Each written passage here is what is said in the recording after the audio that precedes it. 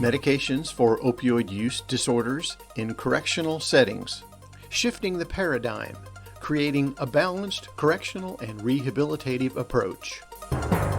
The Opioid Response Network is funded by SAMHSA to provide resources and technical assistance needed locally to address the opioid crisis.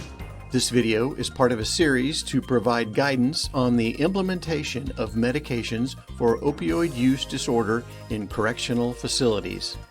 Leading corrections and behavioral health experts present information on topics such as the use of medication, models of delivery, diversion, and linkages to care and community support. An interview with Ross McDonald, New York City Health and Hospitals Correctional Health. My name's Ross McDonald. I'm the Chief Medical Officer for the Division of Correctional Health Services of New York City Health and Hospital. How do clinical staff in correctional settings respond to the idea of MOUD? There are some challenges in corrections around MAT. Some of the stigmatization of those treatment modalities that has occurred in the community are potentially more ingrained in criminal justice settings historically. There is a tradition of working to keep drugs out of these facilities. And so there can be some inherent tension between health staff and security staff around these issues. I think the most important lesson from New York City, which has operated an opioid treatment program inside the jail system since 1987, is that those tensions can be worked through. And really, we've gotten to a place in New York City where this is not a controversial program. It's a fact of life, and everyone, corrections and health together, support it. What can clinical staff expect with the implementation of MOUD? Again, it's hard for me to advise people on implementing a program because I had the good fortune of inheriting the nation's oldest and largest jail-based opioid treatment program. But what I can say is that we know the endpoint is one of stability, one of collaboration, and we know this can be done. I think there are a lot of fears about change, particularly when introducing new medications to the facility. And I think a big part of our role is to calm those fears by saying it's possible. We've been doing it for so many years that we know that it works. What are some of the positive impacts of having a well-run MOUD program? We think that it improves the way the patients feel. We know that as physicians, that the treatment of withdrawal, as well as the treatment of dysphoria that's associated with long-term dependence and addiction, improves behavior. There's evidence that it reduces the risk for suicide and homicide in these facilities.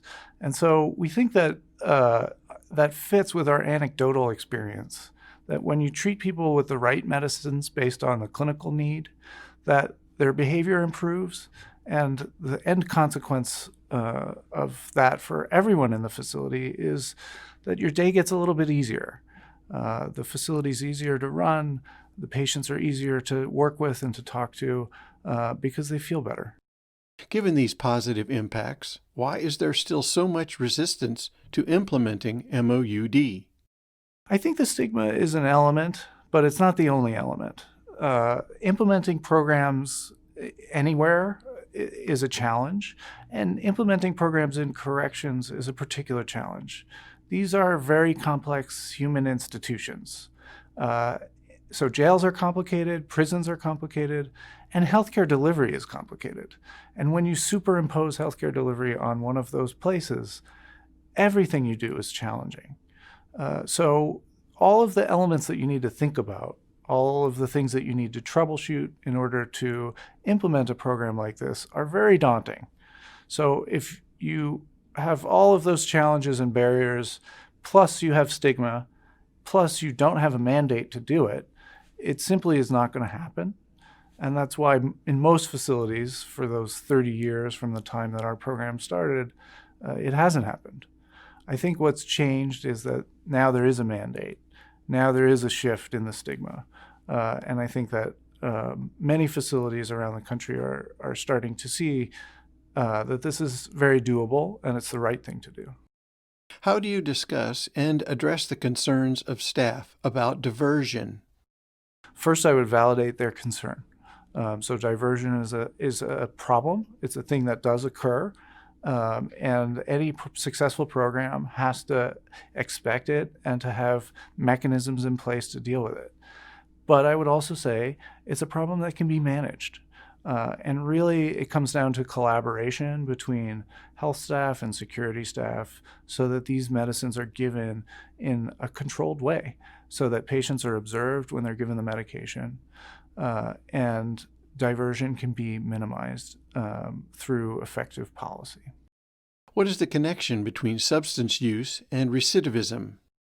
When we've looked at the most frequently incarcerated patients who come into our care, importantly, this is before a lot of criminal justice reform in New York City, what we saw historically was a tremendous cycling of patients through jail, such that a group of 800 patients accounted for over 16,000 incarcerations in a period of about 6 years. And when you look at what's going on with those patients in particular, substance use rises to the top. Significant substance use was present in almost 97% of those patients. And really it speaks to the way that we as a society respond to issues of substance use and the limitations of a punitive response.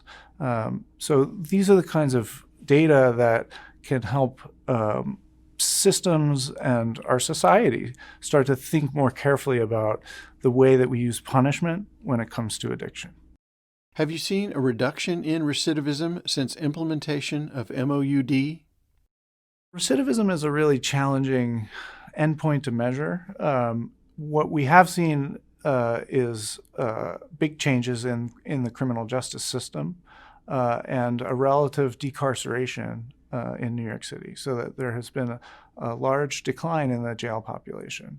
And that has disproportionately affected those with substance use, which we think is a good thing from a medical perspective, because we see that incarceration as a risk factor for overdose death for those patients. What else would you like to share with facilities considering an MOUD program? As far as words of wisdom for a system that's trying to implement a program such as this is that it will be okay. It may be a challenging process. Jails are complicated places, and anything new we do is hard. But we know that this is not a Pandora's box. We know that it can be done, and we know that in the end, it has to be done to provide the right care for these patients.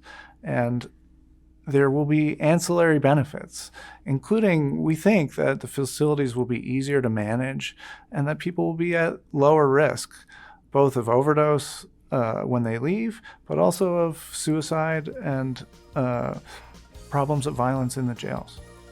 Technical assistance is available to support the evidence-based prevention, treatment, and recovery of opioid use disorder. To request technical assistance, visit opioidresponsenetwork.org.